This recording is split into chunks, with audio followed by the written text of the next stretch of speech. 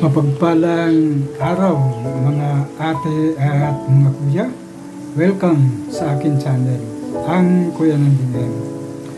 Ang ibabahagi ko ngayon ay mula sa Ebanghelyo ni San Mateo, chapter 18, verses 1 to 5. Nang panahong iyon, lumapit kay Jesus ang mga alagad at itinanong niya siya, "Sino ang mas una sa kaharian ng langit?"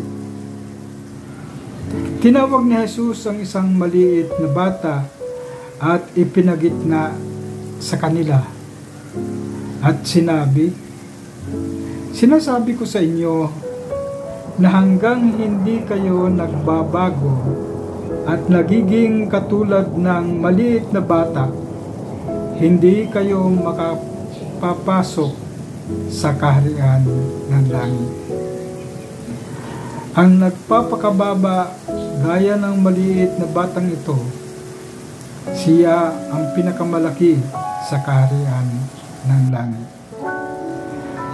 At tinanggap naman ako ng sino mang tatanggap sa batang ito ng dahil sa aking pangalan." Ang mabuting balita ng Panginoong Hesukristo. Pinupuri ka namin, Panginoong Hesukristo. Ang napakaganda ng conversation na ito ni Jesus at mga alagad. Napaka-practical. Habang sila ay nagkukwentuhan, nagtanong ang mga alagad, sino ang una, sino ang mapupunta sa kaharian ng langit. Siyempre, nagsisigurado ang mga alagad dahil sila ay malapit kay Jesus. Pero isang bata ang kinuha ni Jesus. Mahusay palang magturo si Jesus. Kumuha siya ng bata at ipinagitna sa kanila. Mayroong kaagad na itinuro. At sinabi, hanggang hindi kayo nagbabago at nagiging katulad ng maliit na bata na ito, hindi kayo makapapasok sa kaharian ng langit. Ang kaharian ng langit pala ay napakasimple, maging tulad ng bata. Pero ano ba ang meron sa ugali ng bata?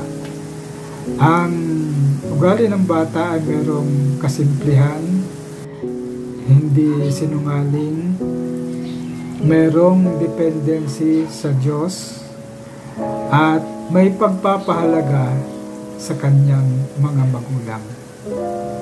Napaka-simple at hindi komplikado ang buhay ng mga bata. Kaya isang palatandaan din sa pag-aaral sa teolohiya, ito ay isang example lamang ni Jesus. Ngunit kung titingnan natin ito sa aktual na pangyayari, ang mga bata, ang mga maliliit, sino ba ang mga maliliit? Kaya ako palagi ay nagsasalita na higit na nangangailangan.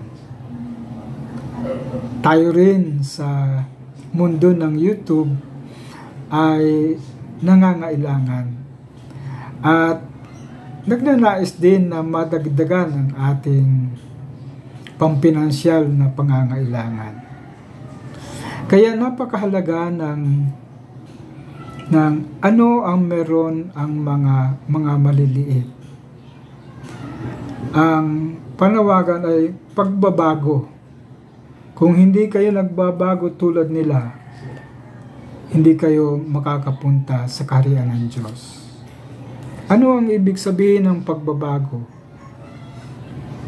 ang maging simple, maging tulad ng mga bata na ang kaligayahan ay sapat, na nangangarap ng sapat at umaasa ng sapat. Katulad ng mga bata, sila'y nagmamahal ng tapat.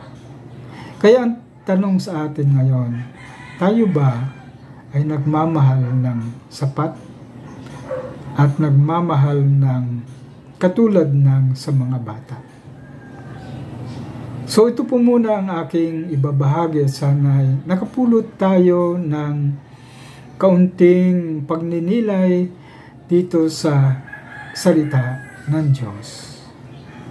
Ito po muna ang aking ibabahagi at sana'y patuloy tayong maging huwaran ng pagiging bata at maging viral ang salita ng Diyos at gabay sa ating pang-araw-araw na buhay.